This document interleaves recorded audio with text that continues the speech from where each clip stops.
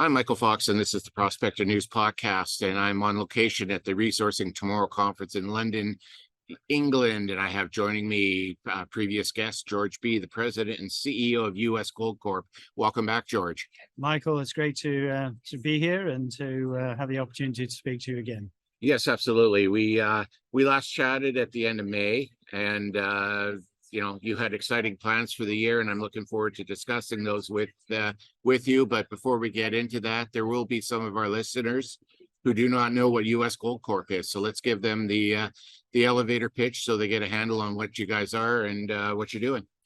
Okay, so US Gold Corp is a company. It was founded 2014. Edward Carr, big investor Luke Norman came in, and it was founded with one of our what is now our core asset, the CK Gold Project. It was called Copper King. I call it the CK Gold Project because 70% of our revenue is gold, but it's a copper mine.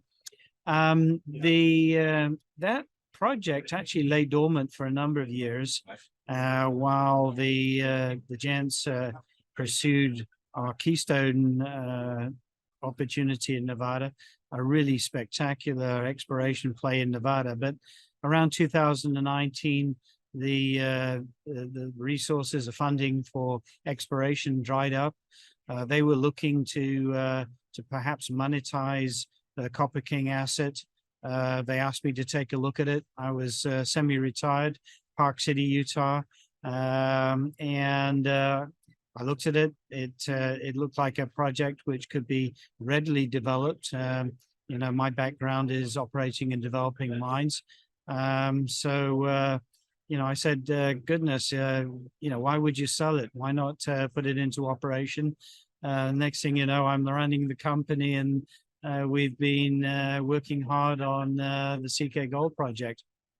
That's a wonderful thing. I always see that there's been lots of opportunities left behind some of these old mines that used to be have historic production, modern technology, better exploration. They seem to find new life. They're almost like creatures out of a horror movie. They're not really dead until they run the final credits. But that's part of the exciting part of this business, is getting new out of old again. When we talked in May, as I said, you had outlined a pretty aggressive work plan that was coming across in 2023. Can we review the plan and some of the highlights that have come out of that? Because it's been a very quiet but a very remarkable year of success for you guys. Yeah, look, so we've taken the CK Gold Project from a standing start in 2020. We did 2 years of baseline work. We're still doing, obviously, the environmental studies. But last year, September, we filed our mine operating permit application. And later in the year, last year, we filed our industrial siting permit.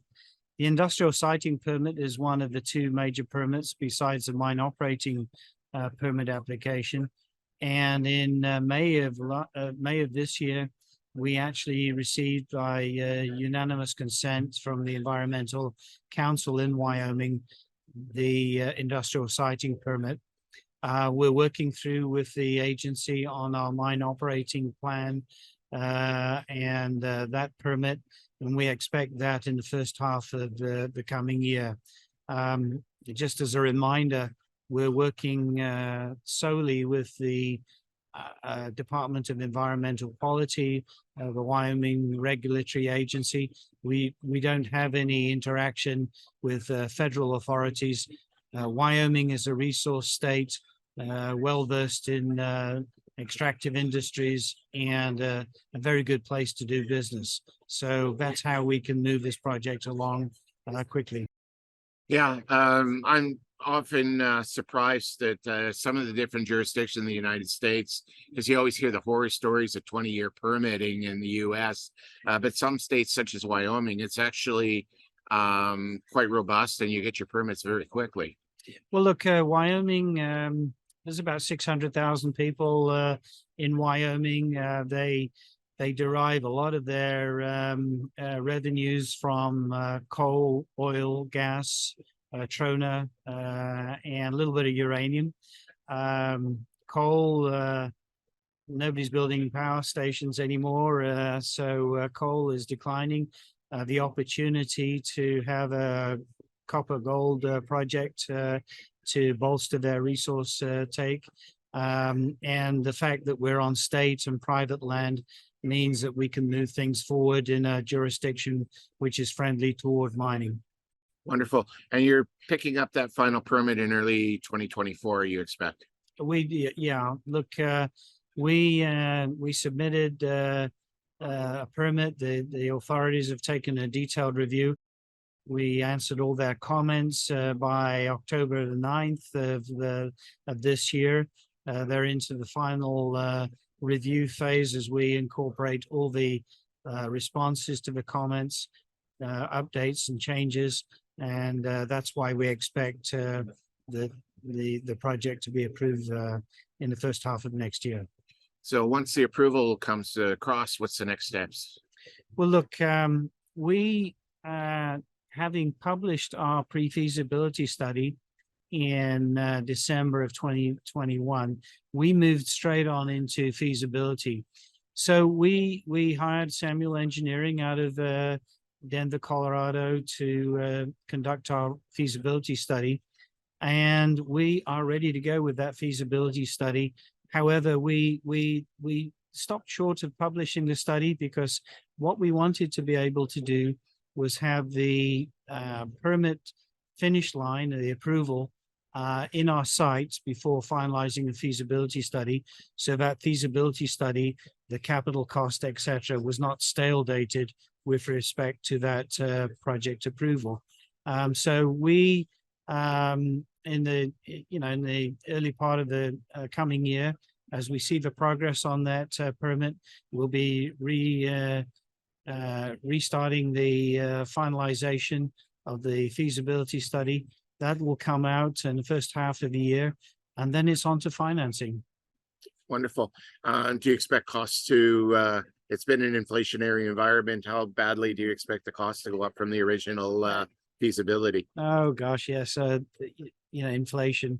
Well, look, we've actually seen some interesting trends. That when we were doing the earlier part of our feasibility study, lead times after COVID were ridiculously long, and when there's demand and cost increases, but there will be some inflationary pressures. Our PFS suggested an all-in sustaining cost $800 per gold equivalent ounce for our production, and an initial capital of $222 million. We're in cognizance of what you're saying about the inflation.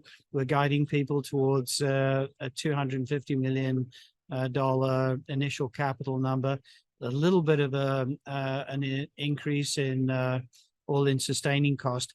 However, at the same time, the gold price has increased. We did our work at $1,625 gold, $325 copper.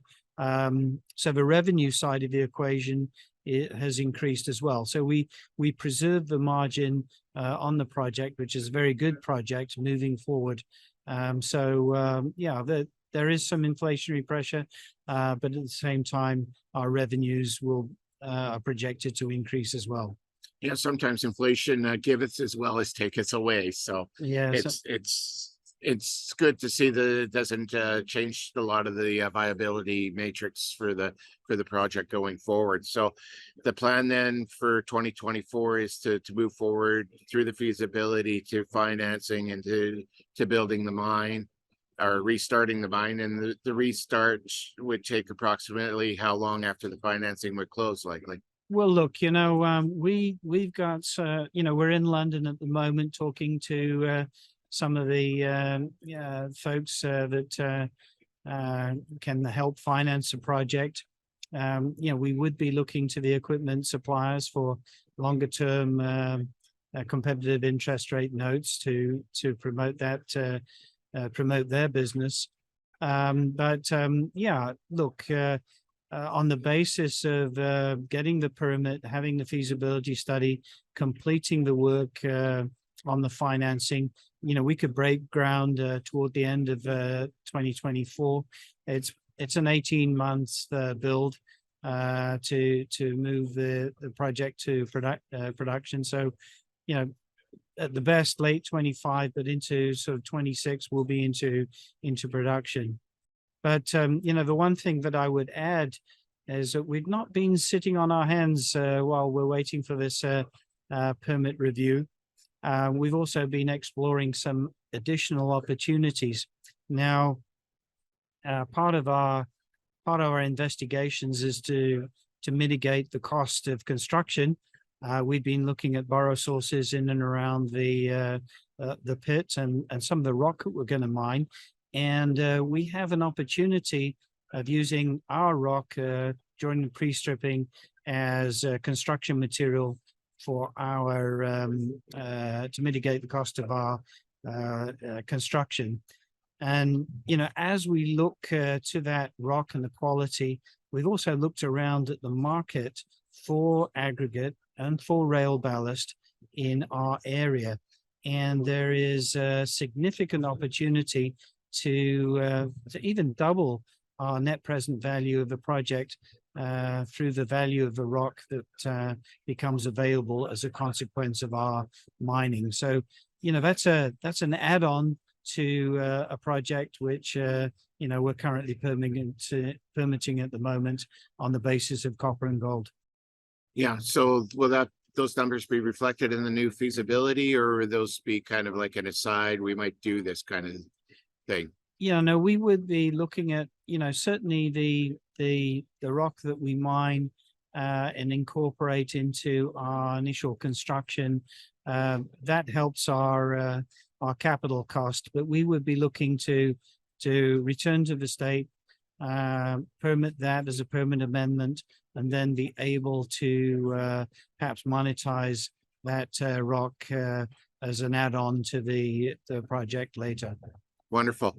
It's been an interesting road so far, and I'm excited to see where it's going to head. And if people want to get in touch with you to learn more and to participate in that final placement to get the build, how would they get in touch with you? Well, look, if you go to the US Gold Corp .gold, our ticker symbol, we're NASDAQ listed, USAU. You can find us on the website. We'd be delighted to talk to anybody. It's a really great time to invest. We're at an all-time low, but that's not a consequence of any problems that we've had. It's a consequence of the market at the moment. So it's a great time to jump on board and invest. We think that this is a great opportunity going forward. I wouldn't disagree. I see where you are in the Lassonde curve, and it's the time for its next move upwards. So I'm looking forward to chatting with you again down the road and how this project moves out. Appreciate the time.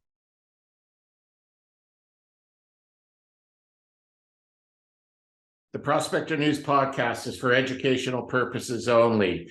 The opinions expressed are those of the participants and are not to be taken as investment advice. Listeners need to do their own due diligence and seek advice of a licensed investment advisor.